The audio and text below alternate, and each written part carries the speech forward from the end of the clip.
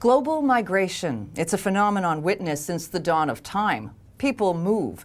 But in recent years, war, civil war, terrorism, and even climate change have forced more and more people to flee their homes in search of safety and a new beginning. How should states face these challenges?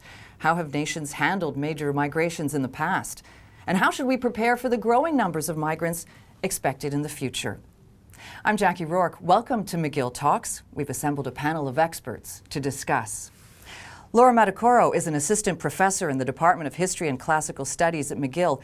Her research includes an examination of the relationship between race, migration, and humanitarianism. Jill Hanley is an assistant professor in the School of Social Work at McGill. She is co-founder of the Immigrant Workers Center in Montreal. Francois Crépeau is professor of public international law in the Faculty of Law at McGill. In 2011, he was appointed the United Nations Special Rapporteur on the Human Rights of Migrants. And Adelle Blackett is a professor in the Faculty of Law at McGill, specializing in transnational labor law. She is director of the Labor Law and Development Research Laboratory at McGill. Welcome, everyone. Thanks for making the time to be here to discuss this important topic. Laura, I want to start with you. Let's put this into historical context.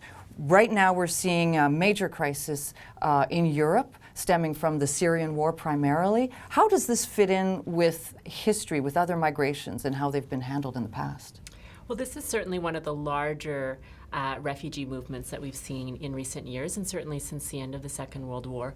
However, the history of refugees goes back centuries. Really, the first time we started talking about refugees was in 1685 with the persecution of French Protestants who went to England. So we started to talk about refugees then, but refugees are really a 20th century phenomena, and they have everything to do with the rise of nation states and national borders, and all of a sudden people finding themselves outside of their so-called homelands. If we look at other historical refugee movements, the Second World War stands as a real turning point, both in the size of the refugee movement, but also in how the international community then became involved in assisting refugees. And we had the development of the 1951 Refugee Convention. The one thing I would say, though, is that in the post-war period, and I'm talking about since the Second World War, we have seen a number of very large refugee movements, both in Europe and in other parts of the world, such as Africa, Asia, and the international community has not always come to the assistance of refugee movements, and particularly countries tend to highlight when they have in fact intervened, but we can think of examples like the 1947 partition of South Asia, which saw 7 to 10 million people, depending on how you count numbers, moving in the South Asian context in very violent conditions, and the international community did very little at that point. And the response is very telling of the political moment at the time in terms of how countries felt invested about the plight of certain groups over others. Thanks, Laura. You know, we use these terms refugee and migrant interchangeably, but there are nuanced differences. Jill, what are the differences between refugee and migrant? When is it appropriate to use which term? Migrant is really a very general term that just means anyone who's on the move. Could be a migrant inside their own country, they could be crossing international boundaries, they could be going across the world. The reason they're moving as a migrant can be for many different reasons. It could be for economic opportunity, it could be sense of adventure, it could be trying to join family members, but it could also be because they're refugee. And when we say refugee, we're usually referring to the UN Convention on Refugee that's very specific in its meaning. You have to be facing persecution on a relatively individual level or fleeing violence and war. So there's a lot of problems that people flee that aren't actually recognized as being a reason to be called a refugee. Of course, if someone is a refugee, they need sympathy and support from the international community, but in my mind, it doesn't mean that if someone is a migrant and is moving for other reasons, sometimes also important, that they don't deserve to have support. Francois, you're dealing with this all the time now. We see you on the news a lot as the UN's Special Rapporteur. So the term bogus refugees, I mean, we're throwing there's a lot of weighted language. What's your response to those kinds of terms? They can carry a lot of negativity with them. When a minister says bogus refugees, it's a very clear message that he thinks that these people are worthless, and that's the message he wants to convey. A terminology that I like that was delineated recently by Alexander Betts at Oxford University is survival migration. When we hear ministers in Europe saying that the refugees will be protected because they need protection and all the others will be sent home because they don't need protection, well, that's not true. All those people need protection of their human rights, generally. Refugees certainly need protection against persecution. But those who are not refugees in many of those boats that cross the Mediterranean are survival migrants anyway, because they may not fear persecution, but they can't put food on the table. They need to find money to put food on the table for the rest of the family. And it's a survival mechanism as much as it is a survival mechanism for refugees. So they're in the same boat, pun intended. And in that sense, the way we describe them is very important. If we say they're economic migrants in order to dismiss them, we achieve a purpose. And I would like to emphasize also the very frequent use every day in the newspapers and in the media of what I call liquid language. It's always about flows, waves, trickling, tsunamis of migrants. A flood of refugees. Floods of refugees streaming into the country. All those words convey the idea of an indifferentiated mass which is actually threatening. It's like a tsunami wave. It's something that will overcome us, overwhelm us, and there's nothing we can do. When in fact, migration movements are all made of individual journeys. And we forget that by using terms that are generalizing and equating them to toxic waste or pests or whatever. In fact, we hear on the news some refugees saying, I can't wait to get my identity back. I'm not just a refugee. I had a life. I'm a person. Where does racism, Laura, play in with all of that? We've seen it historically. How is that influencing things now, do you suspect? Well, I think it's influencing things in a couple of ways. And I would just add to the conversation about the difference between refugee and migrant by saying that this is a relatively recent phenomenon, our desire to label all of the migrants into neat little categories so we can understand why they're moving. And so we think that by saying economic migrant or refugee, that all of a sudden we understand the very reason for their movement. And I think that actually does take away from some of the humanity, some of the individualism that, Francois, you were talking about. I think racism is incredibly important because it actually shapes the language that is used. So I've done a lot of work on the history of refugees in Asia. And Asia, in the Western imagination, has always been incredibly populous, just filled with people. And so the language of flooding and that has typified discussions about Asian migration historically in Canada from the late 19th century. It was a flood of migrants. And even the language of crisis, that can be a really scary term. Is this a term that is being used to garner attention and empathy, or is it actually having a different kind of effect in terms of people's understandings? Yeah, you mentioned the word crisis, and I think that's very important. When people say the migration crisis in Europe, everyone nods, yes, migration crisis. There's no migration crisis in terms of capacity. The German Vice Chancellor said it on the 8th of September. Germany can take on 500,000 asylum seekers per year for many years. So, and we have about a little more than 400,000 who've arrived in Europe generally, a continent, this year. So it's not like we have a crisis of capacity. What we have is a crisis of moral and political leadership. At present, rejection is really, apart from Germany and Sweden, rejection is the only modus operandi. And they're presenting this as if they are overwhelmed, and they call it a migration crisis, when in fact, it's their own crisis of leadership, which they are describing. Let's play devil's advocate, though, for a minute, because many of these countries have just come out from a very difficult economic recession. And they're clawing their way back up, and then they're fighting for jobs, and now they see more people coming in. So if there are some myths to dispel here, let's dispel them. Adelle, can you address that in terms of labor law and transnational labor law? If Germany accepts 500,000 people every year for the next several years, how quickly do these people resettle and find jobs? What are the challenges involved with that?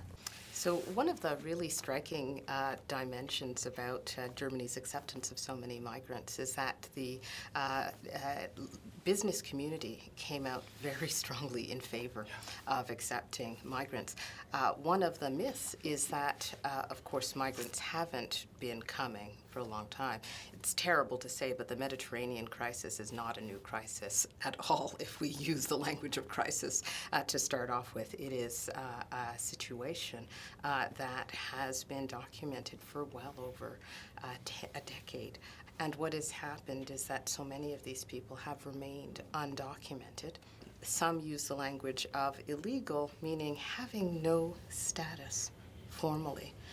What is important about the formal recognition by Germany is that these people will enter the labor market as documented migrants, able, at least in principle, to have access to the broad range of social services and of labor market options. That said, there are significant barriers to labor market entry in most industrialized market economies, including Canada. One of them is the barriers that are in place for professionals to enter the specific profession for which they have received training. There are often public safety dimensions to those, but different countries, different provinces in Canada, yeah. have adopted a range of measures that either facilitate or discourage migrants from being able to work in their area of profession. So there's all that wasted human potential.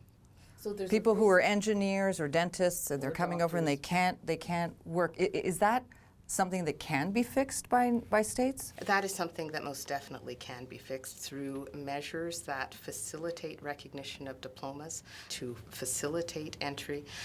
States also have to take the issue of discrimination in the labor market seriously. And one of the issues in the Quebec context that has come to light is that for foreign-trained persons with names that identify them as of Latin American or sub-Saharan African heritage have been statistically shown to face discrimination even at application. So they are less likely to be called back if their name is, say, Ahmed, as opposed to Adam.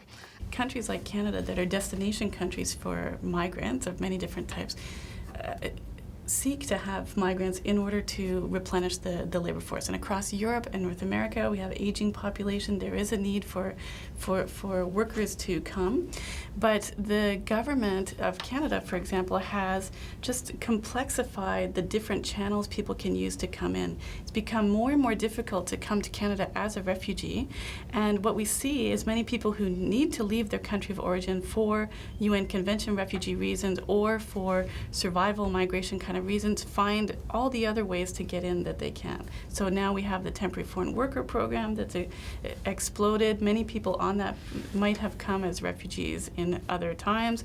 It's people are coming through family reunification, but that's being squeezed. So we're really trying to choose the migrants instead of having people come as refugees the way they might have in the past. It's become incredibly more complex in the last 10 years in particular. But at the end of the 1980s, according to Statistics Canada, Canada took in 54,000 refugees, and now last year it was less than 50% of that. Why are we going in the opposite direction?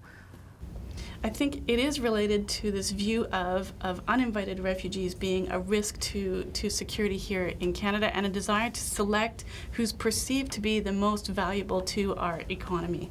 And so Canada, over the last 20 years, has instituted a whole series of measures to block people from arriving at our borders. So we've imposed visa restrictions on countries that have shown to be legitimate sources of refugees. If we start having large numbers of refugees from a particular country, we impose visa restrictions so they can no longer get here.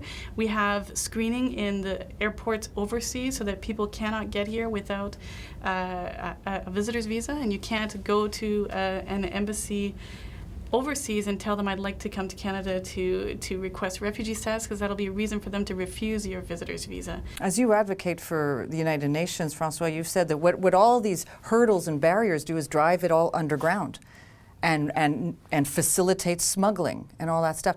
Do you envision a way that nations could, as Adelle said, integrate the refugees, and so that they can become have legal status and active members of their communities, and not drive it underground? How complex is that? Well, I've met a Canadian doctor who, while he was doing studies in France, was smuggling people from Germany to France. There's no smuggling. There was no smuggling between France and Germany anymore because they've established free movement of persons within the European Union. They've gotten rid of a whole underground market. They facilitated individuals going where they want, and they facilitated individual skills meeting job needs, labor needs, anywhere in Europe. That seems to be an ideal situation. This is what we want inside Canada. This is what we want inside Germany, inside the UK. This is what EU has instituted continent-wide. Why should it be different with the rest of the world? And to me, that is something that I'm sort of urging the Europeans to do. Bank on mobility. The more you erect barriers, the more you create a market for smugglers, you empower them, you entrench them, because people who have mobility needs will find mobility means. If states don't offer it, they will find them elsewhere, i.e. the smugglers. And so it's quite paradoxical to see that in the name of territorial sovereignty and in the name of the control of the borders, states have lost the control of the border. They don't know who's coming in. It would be much better for states to create legal avenues for migrants to come, be that resettlement programs for refugees directly from the countries of transit, like Jordan and Lebanon and Turkey, be that smart visas for people who are looking for work, who would incentivize them to come to look for work for a time and then go back home, and then come back again, and then go back. In the same way as Mexicans for a long time crossed into the US when the labor market was good and went back to Mexico when the labor market went down. And to me, we would spend a lot less on border controls. We would know every person who comes in. We would have, entry controls, exit controls. We would control what's happening. But our social fabric, our social network, our social support system benefits, the healthcare systems, how do they get impacted? That's where I think a lot of resistance is in the homelands.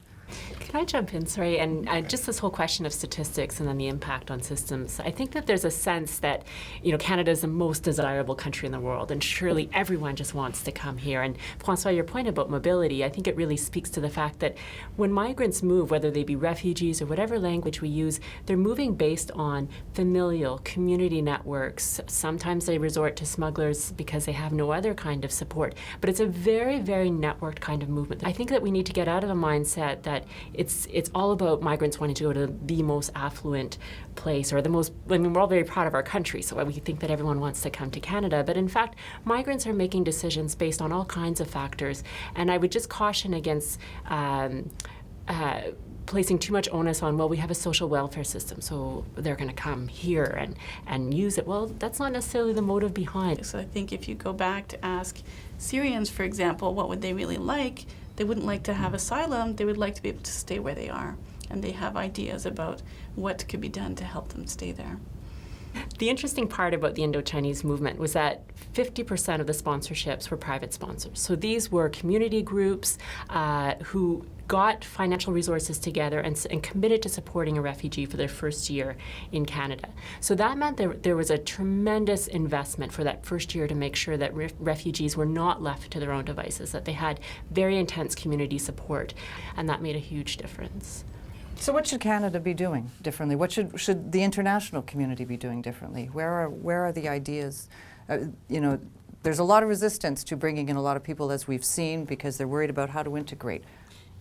If we try and block people from coming in, we're seeing around the world they find ways in. And at least if we recognize people's arrival, they are accepted as legal migrants, then they are part of the formal economy. They start to pay taxes, they pay income taxes, they participate, they can invest in housing, in longer term goods because they can see their life going forward here. We need to think about migration policy alongside development. And Canada has been doing some of that, for example, in small developing countries like Haiti, which was also the basis of significant refugee-based movement to Canada and the United States.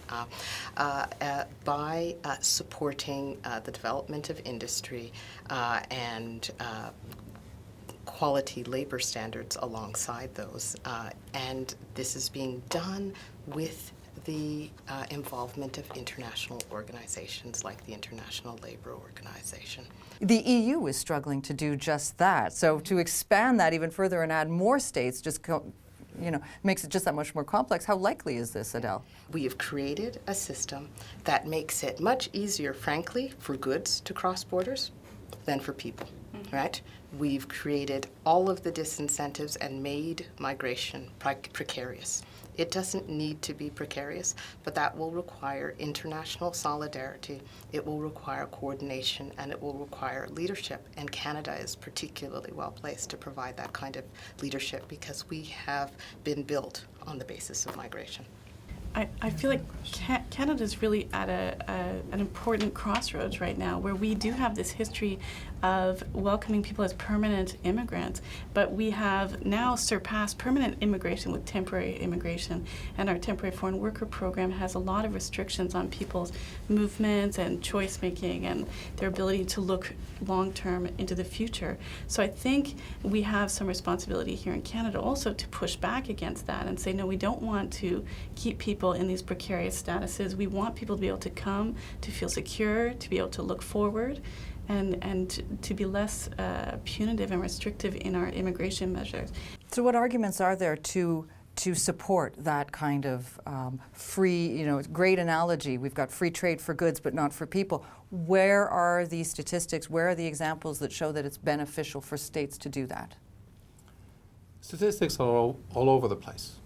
Studies have been made, and we have seen studies from the Pew Institute, the Migration Policy Institute elsewhere, that say that at worst, unless there's terrible economic crisis time, but at worst, migration has a neutral effect on the labor market, except for small pockets at the bottom.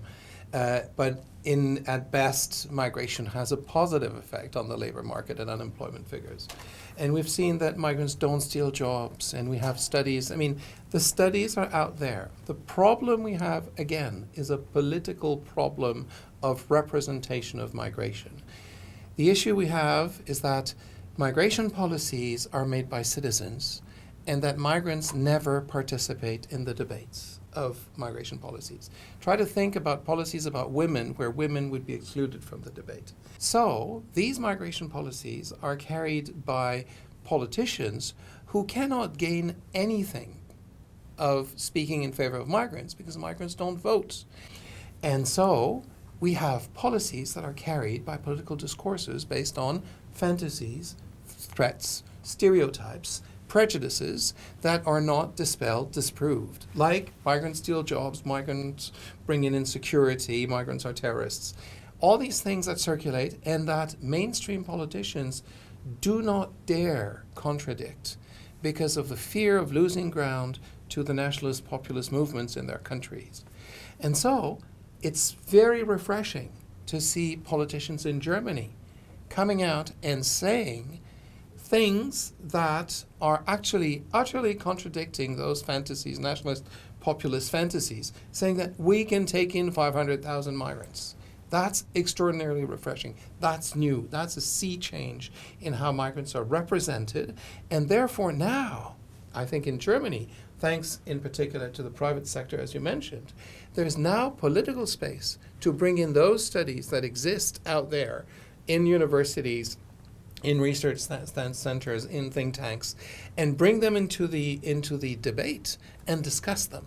For example, the issue that you mentioned about the migrants draining social budgets, which is how they are presented in the UK. There was this very nice BBC article that explained everything that the Prime Minister of Great Britain had explained about how migrants were draining social budgets. And the BBC had inserted a little chart which listed all the social budgets with the proportion of UK citizens using them and the proportion of migrants using them. And the proportion of migrants was systematically half of those of UK citizens. So actually bringing in migrants helps social budgets be sustainable. In talking about migration to Canada, we also have to remember the presence of the First Nations in Canada, who don't necessarily have a migration story that they can point to. But one of the most moving experiences I had a few years ago was to witness a Kurdish refugee talking about his experience of losing his language, losing his home, and he was speaking with an elder from a nation on Vancouver Island, and she understood completely. And so there's this tremendous capacity for empathy, and I do think we can tap into it in really important ways. Another element I think that we should count on to demonstrate how we could all benefit from those migration is if the business community was more involved in the debate. I think that's one of the things that pushed the German politicians behind the scene, because the business community hates nothing more than being caught in a political argument and can damage their brands. And where would you see that debate taking place? How could that happen? That's where you have different levels. First of all, at government level, at national government level, talking to ministers and saying, stop saying stupid things about migrants. We need them. We're going to have shortages of manpower in this field and that field. We need them, let them in, and convince ministers to try to start that debate at local level. We're going to have to leave it there. There is so much to discuss about this topic, but I thank you all very much for sharing your research and your expertise, and I thank you for joining us. I hope you'll join us next time when McGill Talks.